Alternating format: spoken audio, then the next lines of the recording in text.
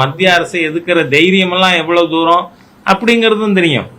நீங்க ஊழலுக்காக டிஸ்மிஸ் செய்யப்பட்ட ஒரு அரசாங்கம் உண்டுன்னு சொன்னா இந்தியாவிலேயே முதல்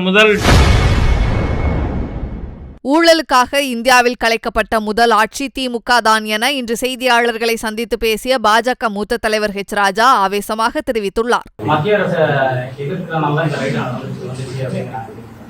நீங்க அதனாலதான் நம்ம 3 வருஷம் முன்னாடியே குவார்ட்டருக்கு 10 ரூபா வாங்குறாருன்னு ஊடகங்களில் வந்தது, மக்கள் சொன்னாங்க. அதெல்லாம் மத்திய அரசாங்கத்தை இவங்க எதிர்க்கிறாங்கன்னு. மத்திய அரசாங்கத்தை எதிர்ப்பது என்பது உங்க வாய்ச்சவடம்.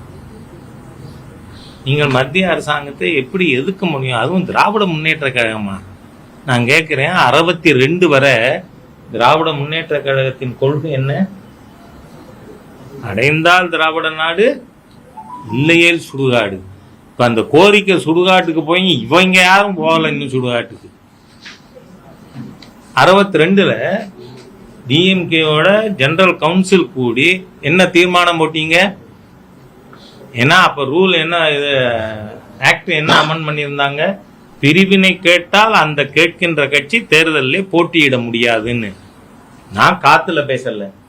திரு CN அண்ணாதுரை அவர்கள் தலைமையில் திராவிட முன்னேற்ற கழகத்தினுடைய பொதுக்குழுவை கூட்டி, we are not asking for state autonomy, we only ask for more autonomy ன்னு தீர்மானம் போட்டீங்களா இல்லையா? அதனால உங்களோட மத்திய அரசை எதிர்க்கிற தைரியமெல்லாம் எவ்வளவு தூரம் அப்படிங்கிறதும் தெரியும். நீங்க ஊழலுக்காக டிஸ்மிஸ் செய்யப்பட்ட ஒரு அரசாங்கம் உண்டுன்னு சொன்னா இந்தியாவிலேயே முதல் டிஎம்கே சர்க்கார் தான். 76 ஜனவரியில் திராவிட முன்னேற்ற அரசாங்கம் திரு எம்ஜிஆர் அவர்கள் அன்றைய பிரதமர் திருமதி இந்திரா காந்திக்கு கொடுத்த புகார் பட்டியலின் அடிப்படையில் DMK government was dismissed. Dravida Munnetra கழகத்தை சேர்ந்த எல்லாரும் ஜெயிலில் வைக்கப்பட்டார்கள். அந்த சமயத்தில் மிசாவில் கைது ஆகலைனாலும் திரு மு.க. ஸ்டாலின் அவர்கள் அந்த சமயத்தில் கைது செய்யப்பட்டார். ஜெயிலில் திரு ஸ்டாலின் அவர்களை தாக்க போலீஸ் வந்தபொழுது இடையில அந்த அடியை தான் வாங்கி கொண்டு செத்து போனார் சிட்டி பாபு. இது எல்லாம் நடந்தது.